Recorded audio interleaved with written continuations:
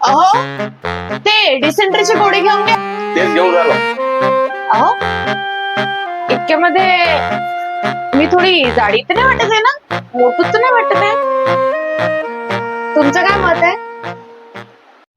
माझं मत तुला तर WWF मध्ये पाठवायला पाहिजे.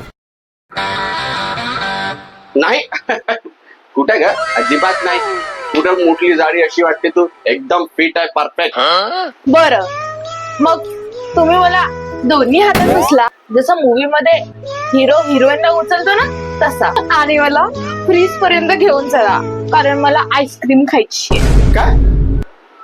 ए बाबा अगोदरच मला डिसेंट्री झाली आहे.